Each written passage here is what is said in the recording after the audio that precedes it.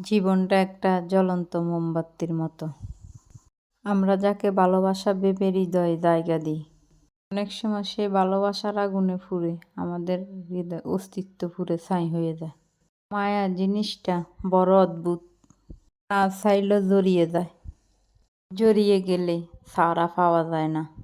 সৌন্দর্য নয়, মায়া আটকা যাওয়ার প্রকৃত ভালোবাসা। ভালো লাগলে সবাই পেজটা ফলো দিয়ে দিবেন।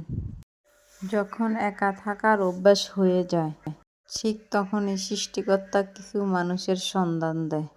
তখন তাদেরকে নিয়ে ভালো থাকার অভ্যাস গড়ে ওঠে, তখন সৃষ্টিকর্তা তাকেও কেড়ে নিয়ে যায়।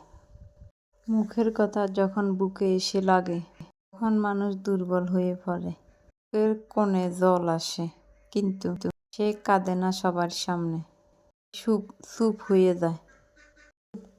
থাকাটাই সবচেয়ে ভয়ঙ্কর। কথা দিয়ে যেমন হৃদয় জোড়া যায়, তেমনি কথা দিয়ে হৃদয় ভাঙা যায়। স্নেহ ভরা বাক্য মানুষকে সারাদিনের ক্লান্ত ভুলিয়ে দিতে পারে, আর একটা বাক্য মানুষের সমস্ত আত্মবিশ্বাস ভেঙে দিতে পারে। শরীরের ক্ষত সময়ের সাথে শুকিয়ে যায়, কিন্তু মনের ক্ষতগুলো মানচিত্র তৈরি করে দেয়।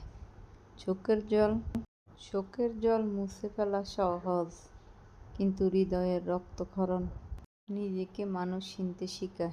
আমি চাই না যে আমার জন্য কেউ কষ্ট পাক, সবাই আমাকে ছাড়াই ভালো থাকুক। কিছু মানুষ কারোর জীবনে কখনো আপন হতে পারে না, ঘরের মতো তারা পর হয়ে থাকে। চোখের পানি ফেলে কখনো কারো আপন হওয়া যায় না, যে আপন হয় সে কখনো চোখের পানি ফালাইতে দেয় না। যে মানুষটা সবার জন্য হাসে, সেই মানুষটার বুকের ভিতরে ঝড় বয়ে যায়। জানে তার কষ্ট শোনার মতো কেউ নাই, কথা বোঝার কেউ নাই, তাকে বোঝার মতো কেউ নেই। সবাই ভালো থাকেন। নতুন নতুন গল্প আপনাদের জন্য আনতে অপেক্ষা করেন। পেজটা ফলো দিয়ে